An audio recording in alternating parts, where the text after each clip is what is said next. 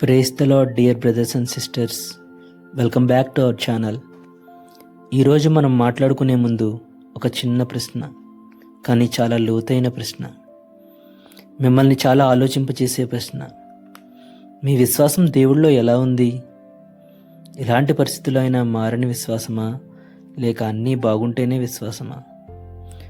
మనలో చాలామంది అనుకుంటారు, అంతెందుకు, నా క్లోజ్ ఫ్రెండే నన్ను అడిగాడు, దేవుడు ఉంటే ఇలా ఎందుకు జరుగుతుంది అని. కానీ బైబిల్ మనకు చెబుతుంది, పరిస్థితులు మన విశ్వాసాన్ని నిర్ణయించవు, కానీ మన విశ్వాసమే ఎటువంటి పరిస్థితులనైనా ఎదుర్కోవడానికి శక్తినిస్తాయి. అర్థం కాలేదు కదా? అయితే విశ్వాసం అంటే ఏంటి? ఫెయిత్. బైబిల్లో ఫెయిత్ని రిసెంబుల్ చేసి మనకి చాలా ఇన్స్పిరేషన్గా నిలిచిన ముగ్గురు వ్యక్తుల గురించి మాట్లాడుకుందాం. మొదటిగా అబ్రహాము. విశ్వాసం అంటే మొదటి గుర్తొచ్చేది అబ్రహాము. అందుకే ఆయనకి ఇంకొక పేరు ఉంది, విశ్వాసపు తండ్రి.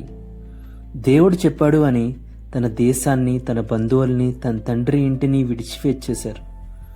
దేవా ఎందుకు, ఎలా, ఎప్పుడు, ఒక్క క్వశ్చన్ కూడా లేదు. ఆదికాండం 12వ అధ్యాయం 1వ వచనం చదివితే, నీవు లేచి నీ దేశం నుండి, నీ బంధువుల యొద్ద నుండి, నీ తండ్రి ఇంటి నుండి బయలుదేరి నేను నీకు చూపించు దేశమునకు వెళ్ళుము అని ఉంటుంది. ఆ ఒక్క మాట మీద నమ్మకం. ఎందుకు? అది దేవుడి మాట. అపోస్తలుడైన పౌలు హెబ్రేయులకు రాసిన పత్రిక 11వ అధ్యాయం 8వ వచనం చదివితే, అబ్రహాము పిలువబడినప్పుడు విశ్వాసం బట్టి ఆ పిలుపునకు లోబడి తను స్వాస్థ్యముగా పొందియున్న ప్రదేశమునకు బయలు వెళ్ళెను అని ఉంటుంది. అబ్రహాముకి 75 ఏళ్ళు ఉన్నప్పుడు దేవుడు వాగ్దానం ఇచ్చారు, నేను నిన్ను గొప్ప జనముగా చేయుదును అని. అప్పటికీ అబ్రహాముకు పిల్లలు లేరు. ఇస్సాకు అను కొడుకు జన్మించాడు. అప్పుడు అబ్రహాముకు వయసు 100 ఏళ్ళు. దేవుడు ఇస్తాడు అంటే ఇస్తాడు. అది విశ్వాసం. అదే విశ్వాసం.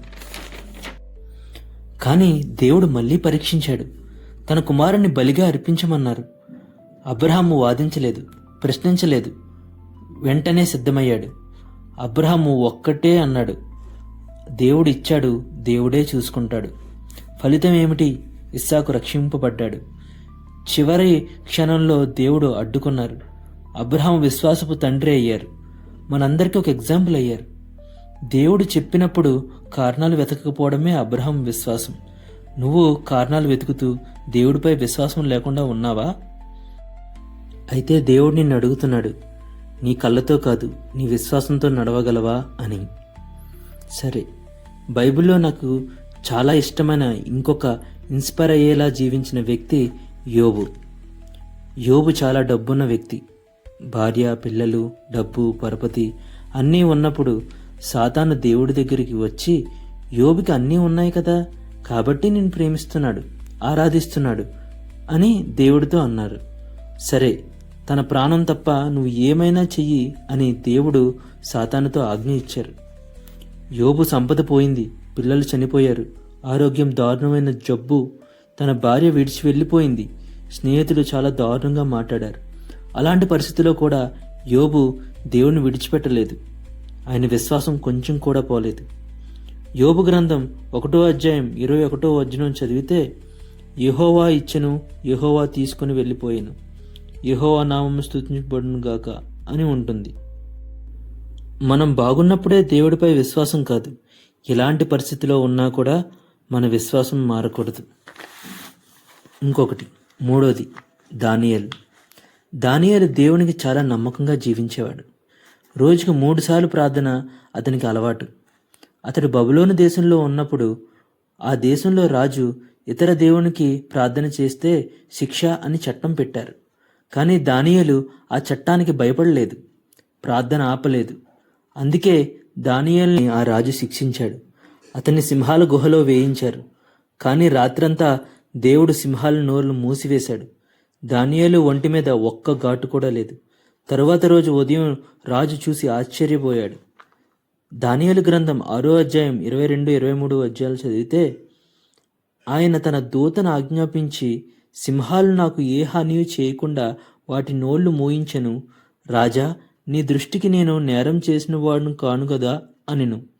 రాజు ఇందును గూర్చి అతి సంతోషపరితుడై దానియేలును గుహలో నుండి పైకి తీయుడని ఆజ్ఞ ఇయ్యగా బంట్రోతులు దానియేలును బయటకు తీసిరి.